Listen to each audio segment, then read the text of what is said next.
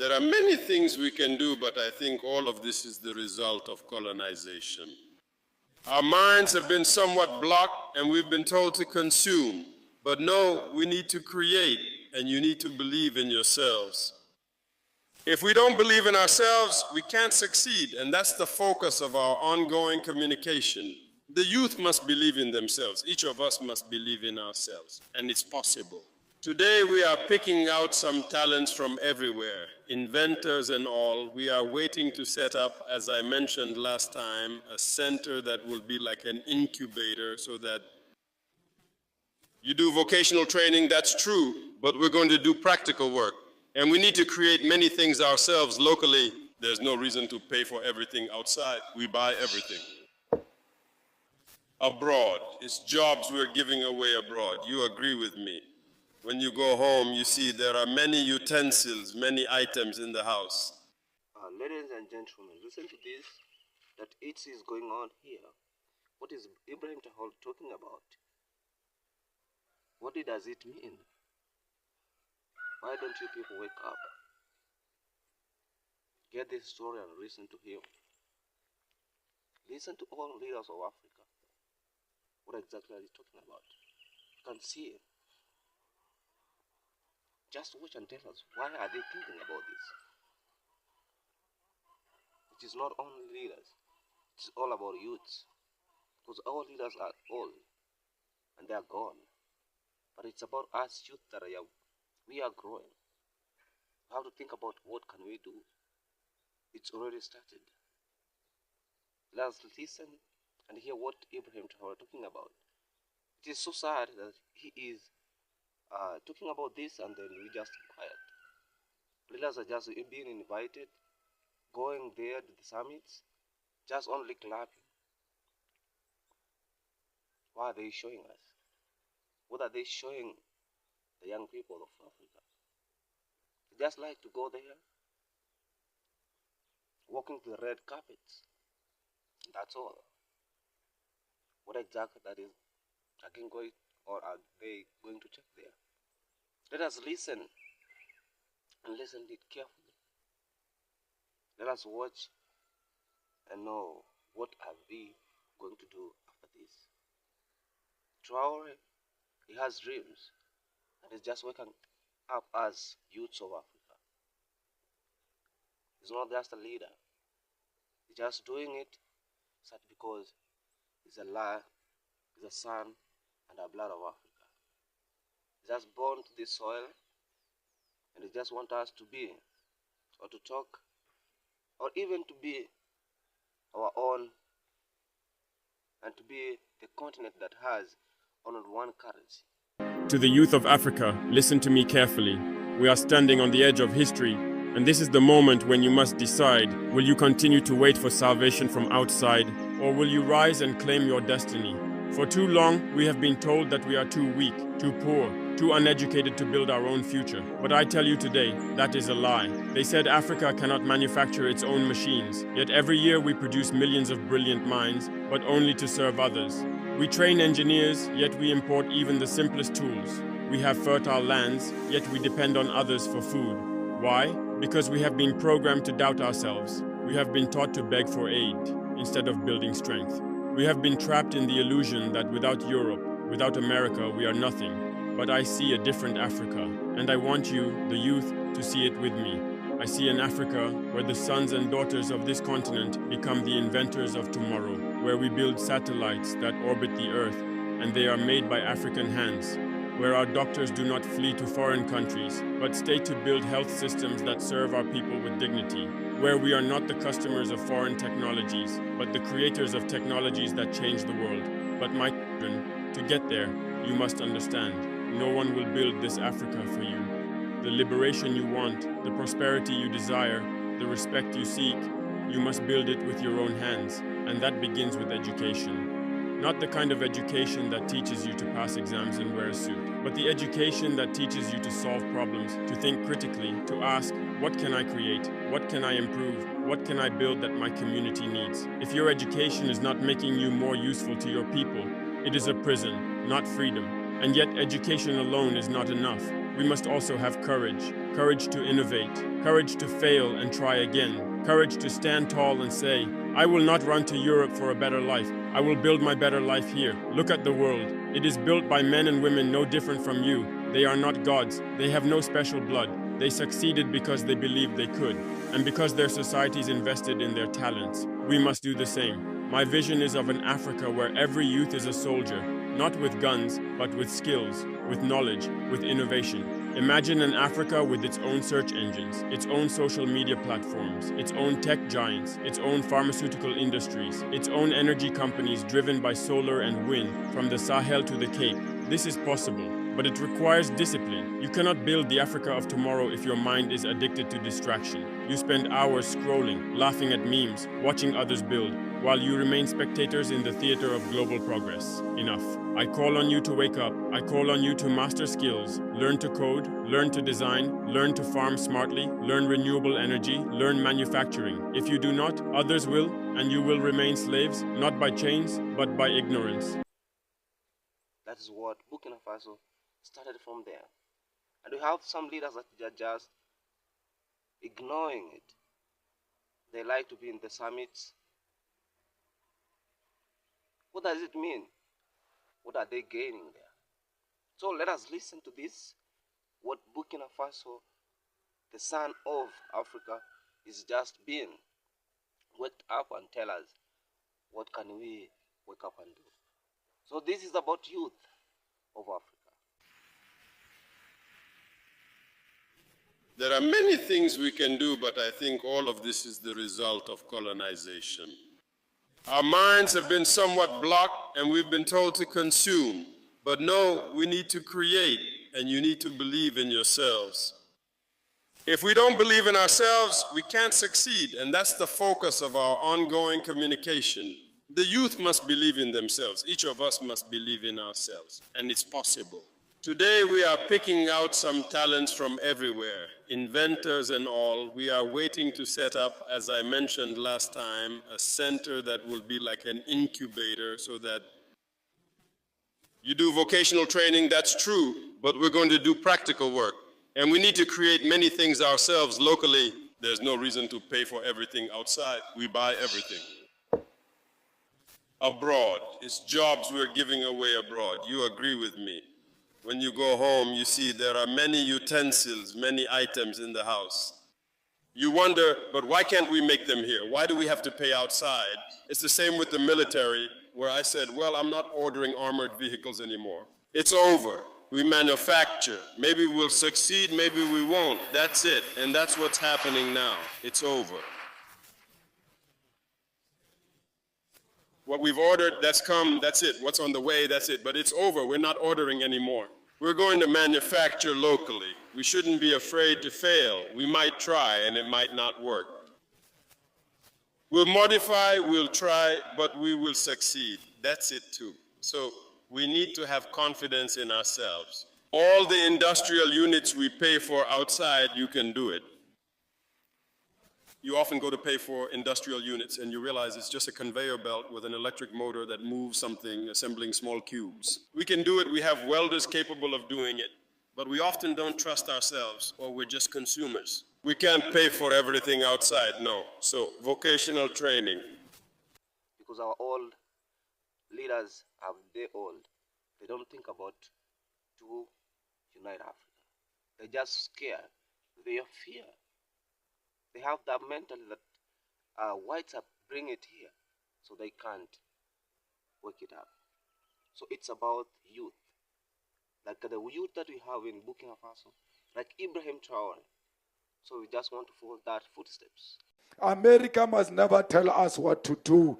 The same United States, which is furious at being cut off from the riches of Burkina Faso, cannot tell us what to do. We stand with Captain Traore. We stand with Traore because we know that Traore stands for the unity of Africa. We are Traore, and Traore is all of us. If they kill Traore, you must know they would have created another wound in the continent of Africa. We must defend him the same way we defend the unity of Africa. We must defend China for defying the USA and telling the USA to go to hell because they don't understand how the tariffs works. Donald Trump is an enemy of himself and all of us. And he must know the EFF is not scared of him. The EFF is not scared of Israel. The EFF is not scared of Morocco. The EFF is not scared of the imperialist forces. The EFF will stand on the side of the people of DRC, the people of Sudan, and the people of Sahara. So let us listen to him. Listen to this voice and then tell us. And remember to subscribe. What I call nonsense gets millions of views.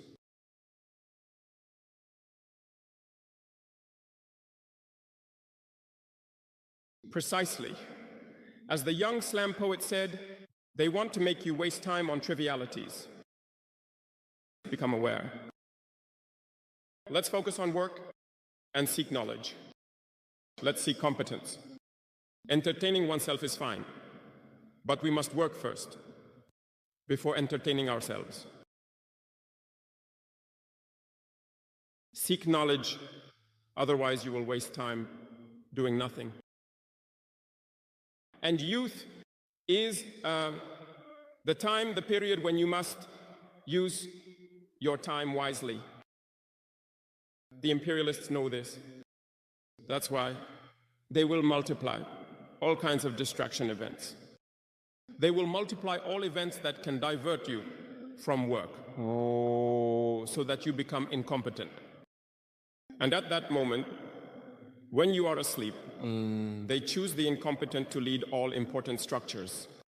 And you have no choice but to comply.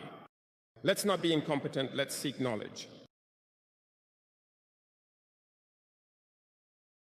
The incompetent often hide behind words. They use terms like democracy and freedom without realizing what they mean. Comrades, democracy is a state of mind, just as youth is a state of mind. These so-called Democrats. But look at the world. How can one want to impose democracy by killing millions of people? That's dictatorship, not democracy. It cannot be imposed. Those who call themselves Democrats, but look, we have seen scenes where people were prevented from entering assemblies. We have seen scenes where forces entered assemblies to force deputies to adopt texts. We have seen even more terrible scenes than that, where people killed their protesters, yet they called themselves Democrats, and we are called coup plotters.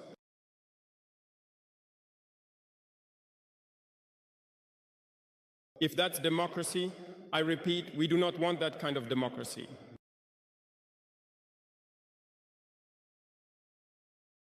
And often when you see the incompetent, they do not seek to understand what the word democracy truly means.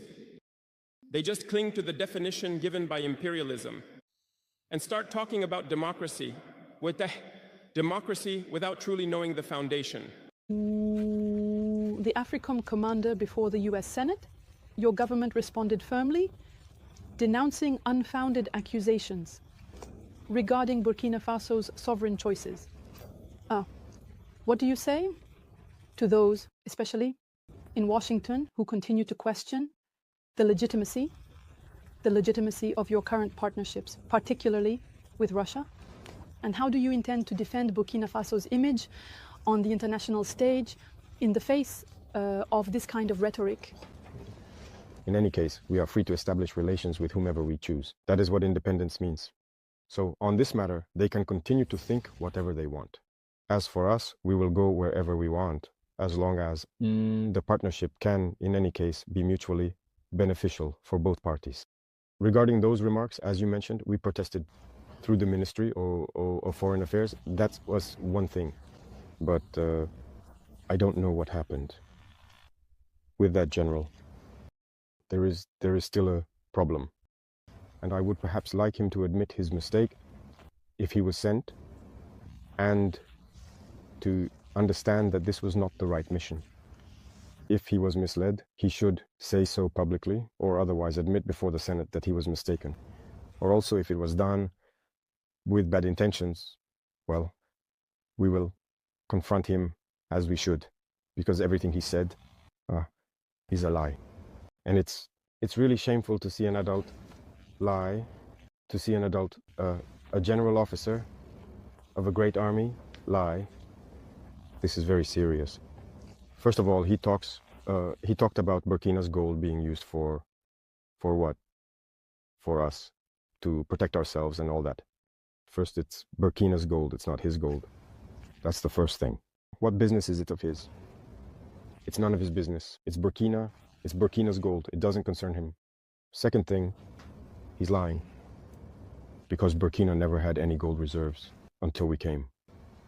We were the ones who started setting aside gold in the treasury of Burkina Faso. Otherwise, there wasn't a single gram of gold reserves in Burkina. So that means he's a liar, again. And another thing, when he says that, we use it to protect ourselves and all that. We're free. If the people have decided that we should govern them, we have a duty to protect ourselves. So we are free. What business is it of his? And the part that hurt me the most, not because he's a general or because he's American or anything like that, but because he's black. And it really hurts to see a black man being used to fight against another black man. And this didn't start just now. It has to stop. You see, it's very dangerous. Even Libya, who destroyed Libya, once again they used a black man. He should look at himself in the mirror, feel ashamed, come out and say, well, I was given a false report. I regret it. He needs to say it publicly. If it was a false report, then it was made, because it's possible. It's possible that he was given a false report, that he should come out with it, because as you saw, when I take another neighbor, again, as I say among us, Black, the Ivorian Minister of Defense, who goes around, travels to Turkey, meets the Turkish Minister of Defense, and tells him, you shouldn't sell us weapons. You see how much that hurts. When it's a black person who behaves like that, it really hurts. Did we make a false report? Let him come out and deny it. If he was sent to create a problem in Burkina, as they are used to doing, be used to fight against black people. Every time it's the same thing. It's always the same. And that's what we deplore. And it really hurt us to see that it was a black person making these statements. It's true that they may regret it through various channels. They're trying to make up for it. Now that it was said publicly, it needs to be made right publicly. That's how it is for us. We're no longer engaging in diplomatic hypocrisy, as we like to say. Saying things loudly and clearly, and then coming back later to say, no, we're sorry, we didn't mean it. That's not enough. It needs to be said publicly. So I invite them to make amends, to say it publicly, because African youth have understood. Black youth around the world have understood. This kind of manipulation doesn't work anymore. That's how it's always been, using false pretexts in hopes of achieving other goals. That doesn't work anymore. So it's unfortunate, but Burkina Faso is staying true to its path. We will continue to develop. And he forgot to mention everything we are doing for Burkina Faso. What we are doing, no other regime has accomplished. That's it, the socio-economic development of Burkina Faso, who has done, look, we are building many health centers, equipping them with medical devices for examinations and lowering the costs of medical tests. Which regime has done the same? No one. We are taking action in agriculture, plowing farmers' fields for free. Our production is increasing and everything. Who has done that? No one. The army. We are creating a new army, and the Burkinabe army has never been as well staffed and equipped as it is now. Who has done that? No regime. When it comes to employment, no regime has created as many jobs as we have. Industrialization. Maybe that's what bothers them. That's what they want to stop. So they have to make up lies. In any case, I invite them to rethink their approach.